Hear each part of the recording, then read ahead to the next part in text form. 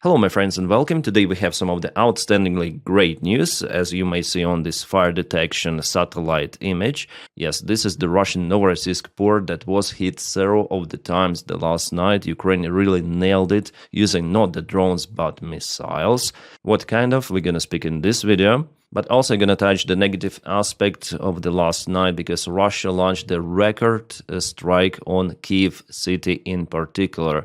Many of the ballistic missiles, many of the hypersonic missiles, drones, everything of that hit even civilian infrastructure, multi-story buildings where people were just sleeping. It was very loud. There are numerous reports, numerous videos shown that Russia really conducts those war crimes hitting civilian infrastructure, including power plants and really critical infrastructure of Ukraine. And unfortunately, there are some of the life losses. Well, let's start from Novorossiysk.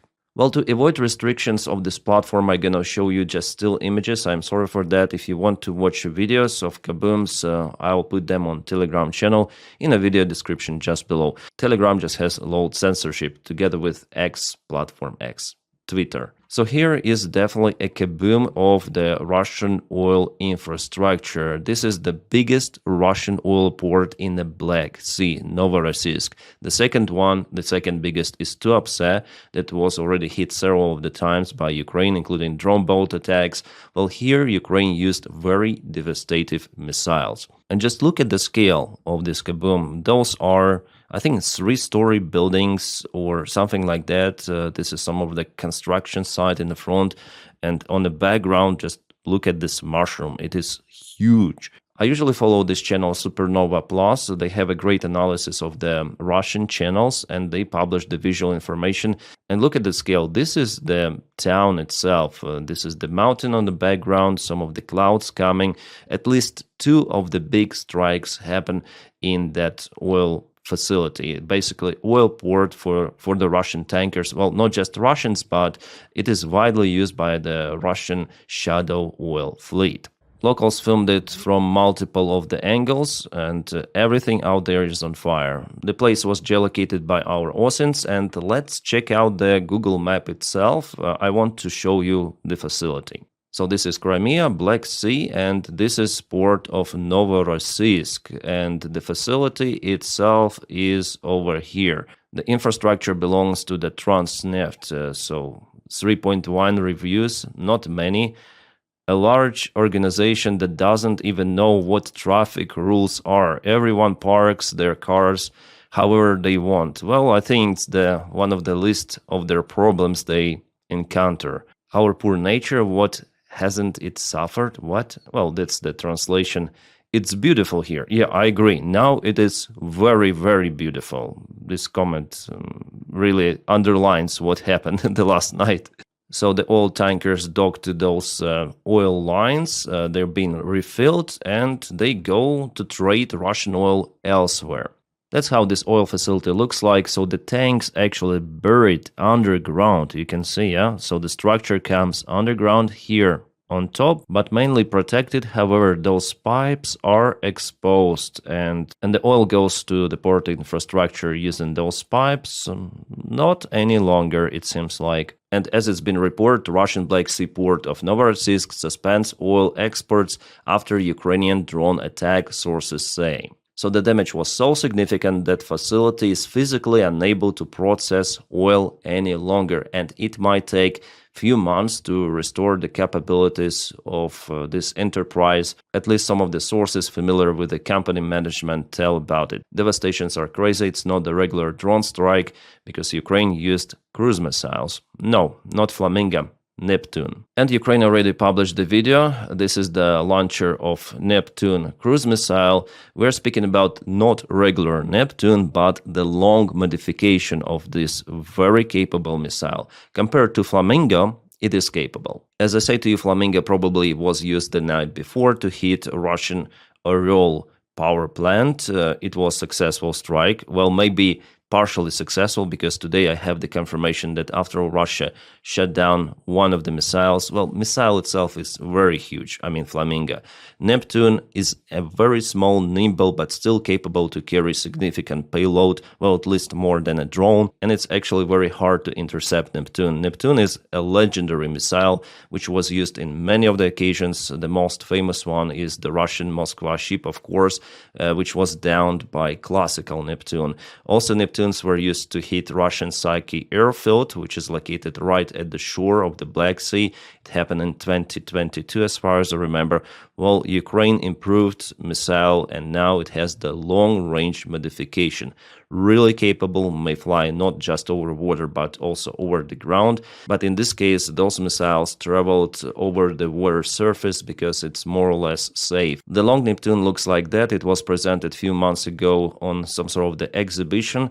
Additional fuel tanks to increase the range, and there is the jet engine inside that propels this missile. Well, allegedly Flamingo has 3 times longer range, but it has never been used on that long range. And I already told in my previous videos that if Ukraine really needs to hit something precisely and with almost 100% guarantee, Neptune is good to go. Flamingo, still, it is not that capable, it is wet, and hopefully Ukraine will be able to modernize that missile, but there are some of the physical parameters, like for example size of the missile, which makes it less capable and more visible for Russian air defense systems compared to Neptune. Neptune is similar to Tomahawk. If you speak about the ray deflection surface, so this missile is not that visible, and we have the proof that Russians didn't see this missile, even though Russia deployed their S-400 systems to protect Novorossiysk port, because it's very important for Russia.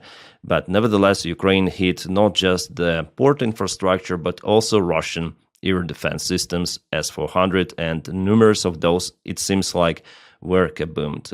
Let's watch the video. Yeah, this is the video. Again, I take it from the Supernova Plus, one of the best channels out there for immediate gaining the access to the video photo information coming right from the eyewitnesses. Sorry, I cannot play it, but I'll share it on my Telegram, as I say to you. And there you can see a very huge kaboom and those sparks flying all around.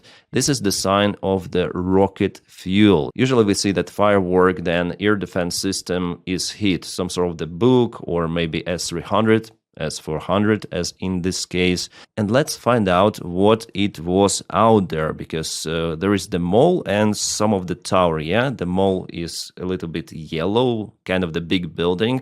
Let's go to the Google Maps. I really like to have this map analysis. I'm a map guy, so not just this oil infrastructure was hit.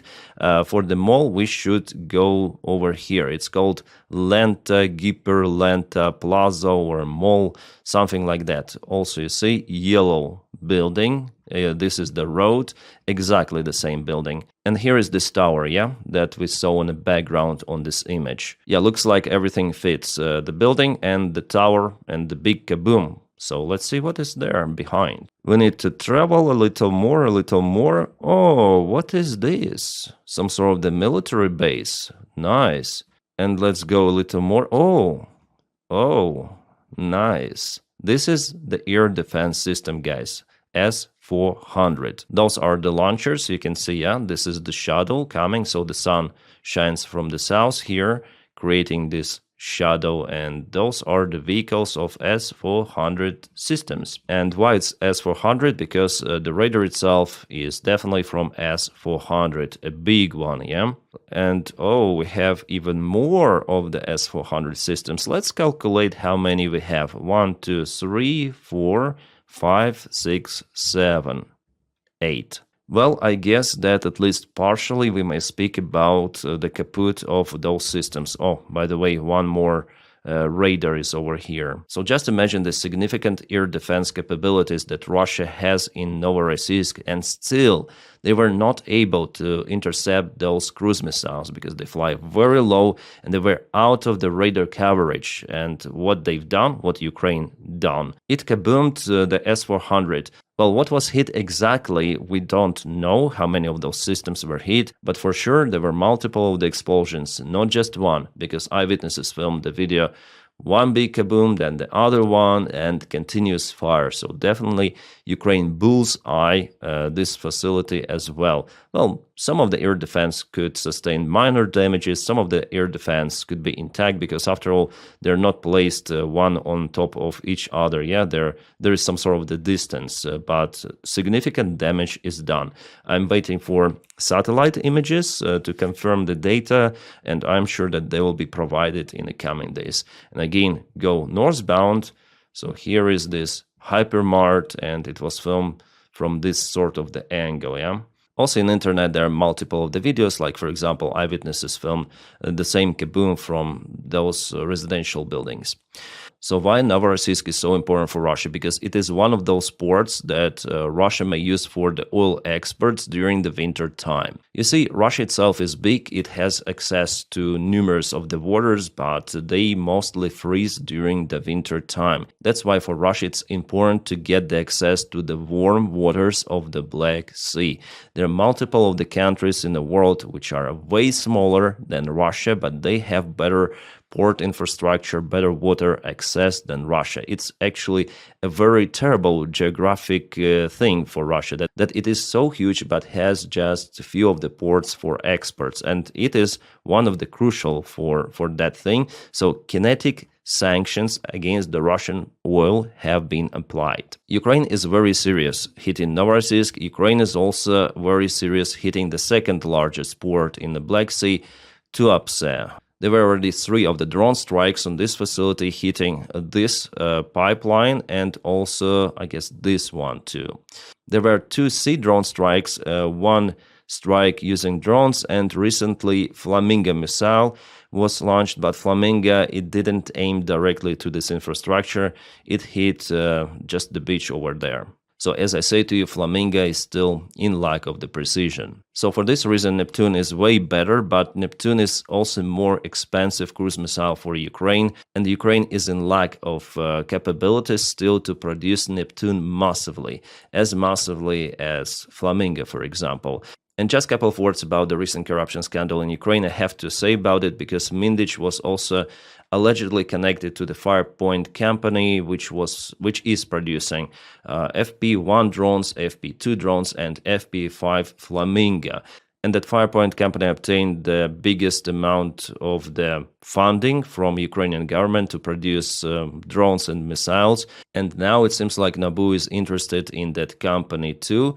New York Times published some of the accusations against that company. I even filmed a video saying that those accusations for now are early to tell. There's no evidence that they were involved, really, this company is involved into corruption schemes, but it could be uncovered in the future. So as for me, as for the side viewer, yeah, I would like to see more funding for Neptune missile project, because reviewing the operation of Ukraine using those missiles, Neptune has almost 100% accuracy. So compared to Flamingo, Neptune is good to go. Yes, it has, again, lower range compared to Flamingo, but Flamingo has never ever been used for 3,000 kilometers yet. I think that the maximum it flown to Tuapse, which I showed you, and also to Orel, and that is not that far away from Ukraine. And the longer the range, the less precision you have.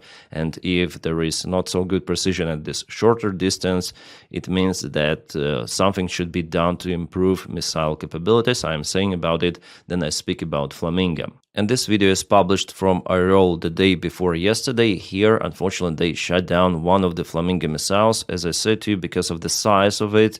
It is well recognized by the Russian air defense, and Russians may shut it down. Those are the debris falling from the skies, but still, some of the missiles at least, maybe 1 or 2, they hit the local power plant. Totally 3 were launched that night from Ukraine. As for the launcher vehicle, you can see that before it was way bigger with the classical Neptune, and this one is more nimble. This launcher is also in lack of this control room. Maybe it goes separately. And also it could be that this one may carry 4 Neptunes and this maybe less. Oh, we have the morning images coming from Saratov, where Saratov oil refinery is located. It was hit, by the way, 2 days ago, and now the smoke comes from the same facility somewhere. Well, definitely Ukraine last night was very serious with its strikes on Russia and Russian-controlled territory also of Donetsk Oblast. Yeah, this is Donetsk, and locals report about several of the kabooms happening in some of the areas. It's hard to tell what was hit there because we don't have lots of the information coming from those occupied regions. Maybe because of the censorship, I'm gonna monitor the situation and tell you maybe with next update what definitely was hit. And now about the strike on Ukraine, it was one of the record ones if we speak just about the Kiev city. Hundreds of drones and dozens of missiles were launched by Russia. It was happening simultaneously with the Ukrainian strike on Novorossiysk, so it's hard to tell who respond for what. I think that Ukraine planned the strike on Novorossiysk well before, at least a few days before, and that was successful.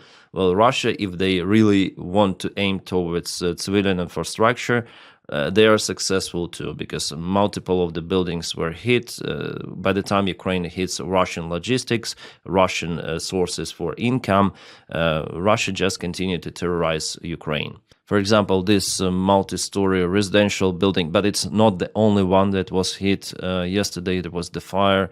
There is one more building that was hit, one more separate, and as I told you, also TATS, so it's the thermal power plant, was hit as well. So there are blackouts after the strike, plus lack of heat and water. Russia wants to make living in big cities of Ukraine not possible. Ukraine officials are now looking maybe even to evacuate part of Ukrainian population from the big cities to the smaller ones if locals agree for that, because there could be a humanitarian catastrophe even in capital city of Ukraine. And one more residential building hit. From what I counted, around 5 were hit for sure, judging on those images, pictures coming, maybe even more, because not everything is published. This is not some sort of the military facility, just someone's apartment, and it's gone. For this hour, 5 of the persons reported to be unalive because of the Russian strike. The Reuters journalists filmed everything on their camera, and they also filmed the interception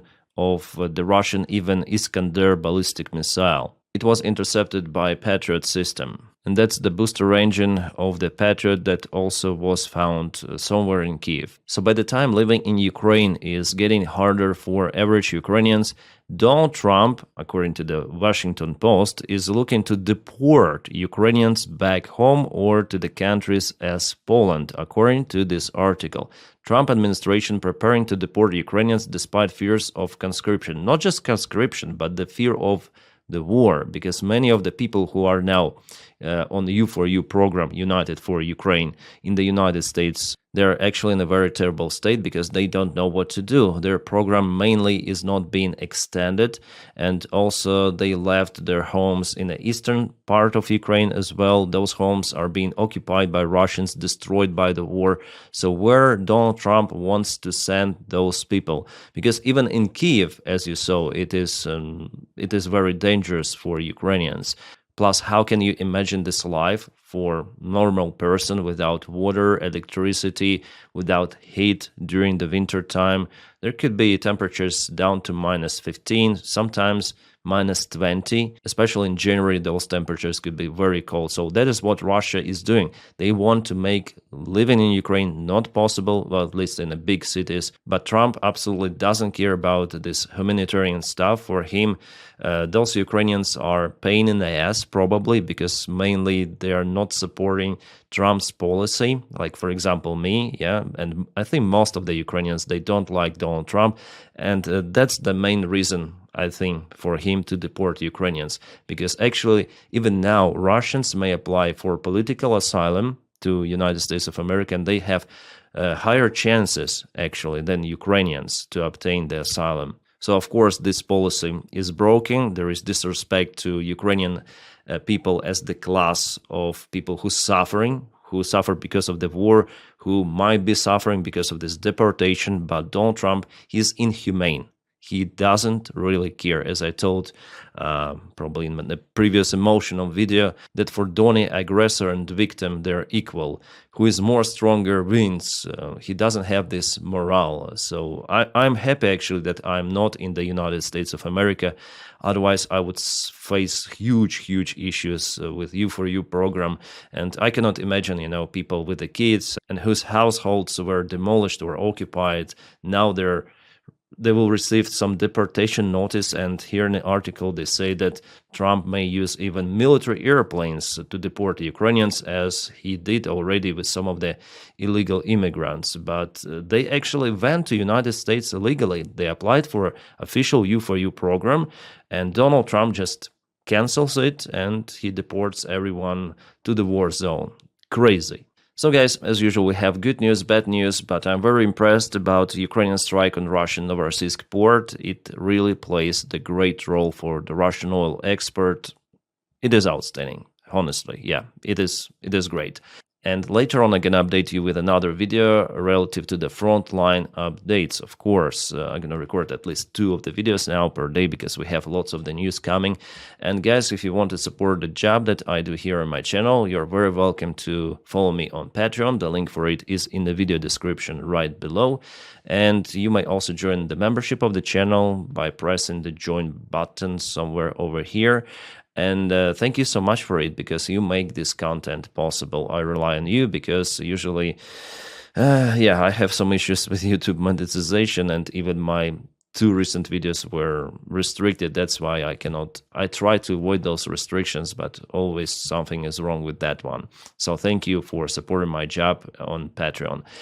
And if you don't have this opportunity, you may just press your like to the video and also subscribe for the channel to propel a video in YouTube algorithms. You make this content more popular, and thank you for that as well. My friends, I wish you all a peaceful sky wherever you are, and have a great time.